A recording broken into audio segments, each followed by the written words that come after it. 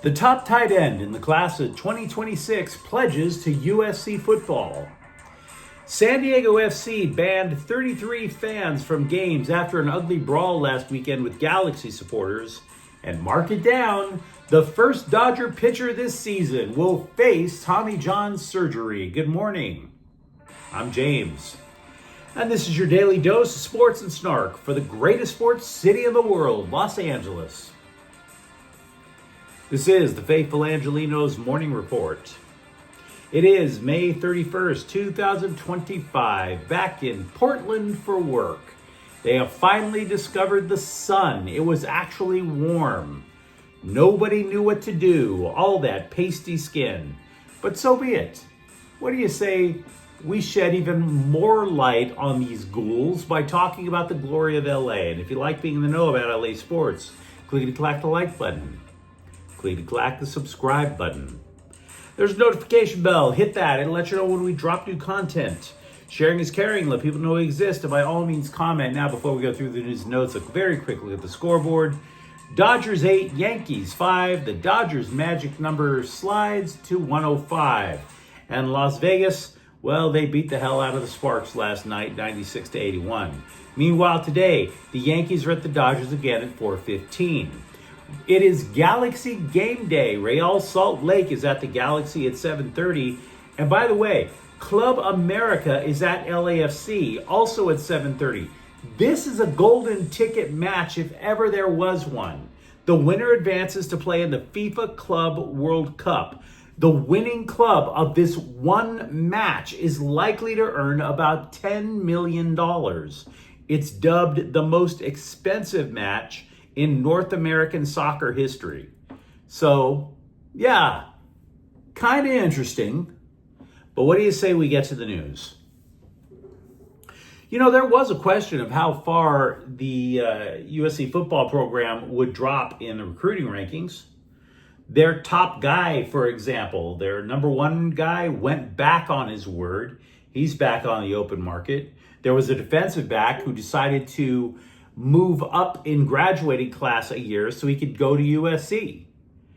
So if USC does drop in the rankings, I'm here to tell you now, it sure as hell ain't going to be by much. They added the top tight end in the class of 2026 in Mark Bowman. And let me tell you something. This program, despite having the top-ranked recruiting class, needed a shot in the arm because the Trojans have been under a public relations assault. Call it the Notre Dame guilt trip offensive. But this edition, you should be excited about it because it checks a lot of boxes. Bowman, for example, he matriculates over at Mater Dei, which means once again, Lincoln Riley heard you guys. He's recruiting in California. And by the way, Bowman's considered the third best prospect in the state, according to 24/7 Sports. How good is this dude? He's already drawing comparisons among scouts to the Raiders' Brock Bowers. Cray cray. You're in high school and you're being compared to an NFL player. Not by random drunk parents, but by scouts. He's called an advanced route runner. He can even go deep, a dominant run blocker. Scouts are calling him an immediate impact player who, enjoy him while you can, will eventually leave early for the NFL. So just to recap, USC has 27 commitments. So even if they lose a couple, this is going to be a damn fine class. San Diego FC has finally decided to address their menacing little fan base in a manner that goes beyond marketing happy talk. 33 fans have been indefinitely banned from attending any club matches and any MLS matches, period, after an investigation into the May 24th brawl between their supporters and Galaxy fans. There could, by the way, be more bans coming. The cops are going through the tape like it's the Zapruder film. And don't get me wrong, it wouldn't surprise me if some Galaxy fans face similar sanctions. But let's not have that change our focus here. This is the third strike against Slime Diego fans for bad behavior in the first year. This is an expansion team in MLS. For all of those years, Slime Diego claimed to be innocent widow victims with all those meanie Dodger and Raider fans around. Well, you know what? It ain't that cut and dry, is it? It ain't that cut and dry. Slime Diego played LAFC in its first match. There were brawls in the parking lot. And at the time, you might have seen the clips and said, maybe both sides were doing it. But that wasn't all. Next came homophobic chants from Slime Diego. And then, of course, taking on the Galaxy fans in Snapdragon Stadium, including one Galaxy fan damn near getting thrown off the upper deck. If you get into a brawl once, maybe you could say both sides have issues. But 3? Nah, man. Don't come at me with how LA is all horrible. Because you guys don't have supporters, you have gang initiations. Slime Diego has lost the right to talk crap about Raider fans. Not when your soccer fans are trying to earn teardrop tattoos, buddy. Now, of course, San Diego FC, they issued the perfunctory statement about fan passion and a welcoming environment, and this is not who we are. Nah, bro, this is exactly who you are. You don't get to hide behind Ron Burgundy's polyester jacket on this one. Own it. Live it. Stop denying it. And now it is time for your daily Dodger injured pitcher update. Reliever Evan Phillips will undergo Tommy John surgery next week. The Scribes called this a shocking development. Shocking. How the hell is it shocking? 14 Dodger pitchers have undergone Tommy John surgery since Mark Pryor was originally hired back in 2018.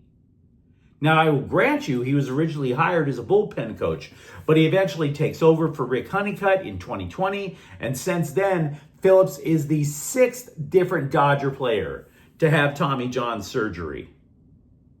Dog bites man, sun rises in the east, Dodger pitcher shreds his ulnar collateral ligaments.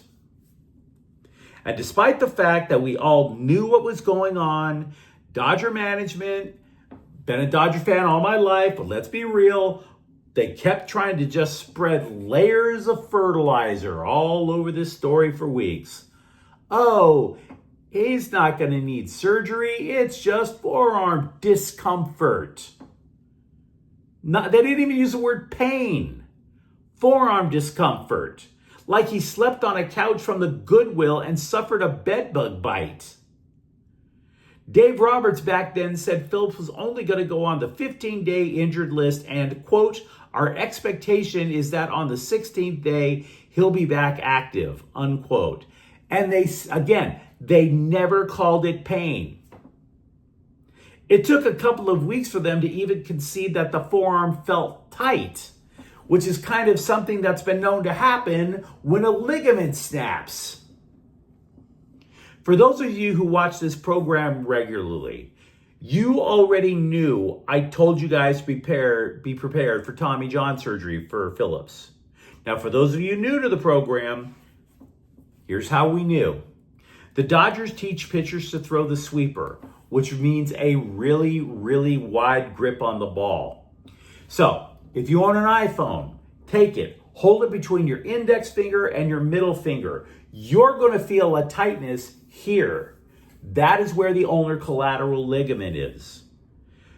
Try throwing 95 miles an hour consistently with that strain. Are you really that surprised it snaps? They call it tightness. Then somebody needs to grab the scalpel. This is all so predictable. We've seen this movie now 14 times in less than 10 years. Walker Buehler. Dustin May had it twice. Buehler twice as well. Emmett Sheehan, River Ryan, Hyun-Jin Ryu. How many Dodger pitchers do we have to see have this happen? And yet the Dodgers are still trying to deny it. Oh, we're just going to commission a blue-collar panel. If you hit yourself in the hand with a hammer, you don't need a blue-collar panel to tell you why your hand looks like a bag of broken glass. Blue-collar panel. They need to change what the hell they're doing. They've invested hundreds of millions of dollars in pitching, and it's all under the knife right now. There's a reason why Dodger pitchers take up 60% of the beds at Cedars-Sinai. One notable absence from last night's victory was Mookie Betts. He missed with an owie. He stubbed his toe, and they believe he broke it. Roberts said that Betts is day-to-day.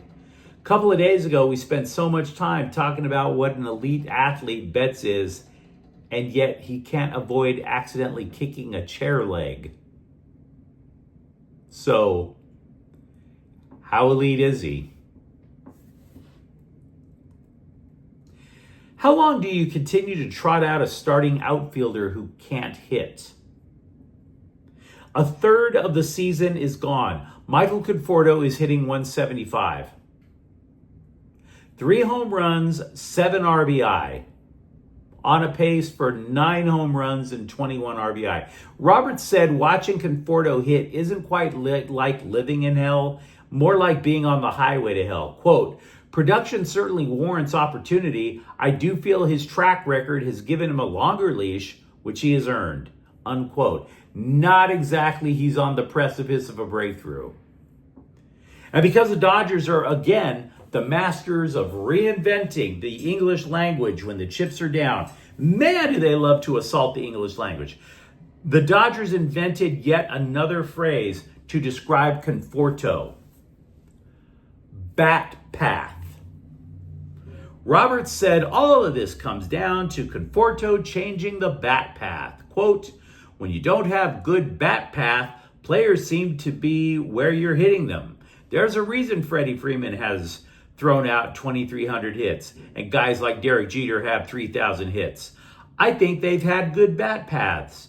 That's something I think Michael's mindful of and just continuing to work through, unquote. And if you're like me, you're like, whatever, bro. And then in the back of your mind, you're hearing, no, bat path. Stop messing with I love the Dodgers. Please stop jerking with the English language. I love the Dodgers. I love the English language. You don't have to have an adversarial relationship, guys. Hug it out, English. And Dave Roberts. CBSSports.com, the great website of sports lists, nothing but sports lists, claims that UCLA basketball is a winner from the transfer portal. The winner? Not so much, but a winner, and that counts for something. Now, if you follow the Bruins at all, you know that this all boils down to one guy, Donovan Dent. All it took to land Donovan Dent was to have him look up at the rafters of Pauley Pavilion and then pick up the $3 million check. But one point the scribe made is kind of interesting. He is asserting that adding Dent, the Mountain West Player of the Year, is such a difference maker that it offsets losing 2 pretty good guards in Dylan Andrews and Sebastian Mack. Which may very well be true, I might add. Angel City FC has signed goalie Hannah Siebert, who played her college ball at Fullerton and was last seen playing in Portugal. But you let me know what you think in the comments thread. Talk to me, for example, about the latest addition to USC football, an elite tight end. How's that going to affect the playbook? For that matter, do you feel maybe that San Diego is not as violent as They're trying to, as all the police departments now are saying, are you comfortable going to see a game in San Diego? And if you enjoyed the content, don't forget to subscribe to Faithful Angelenos. We're talking LA sports every single day here. Thank you for watching. I'm James.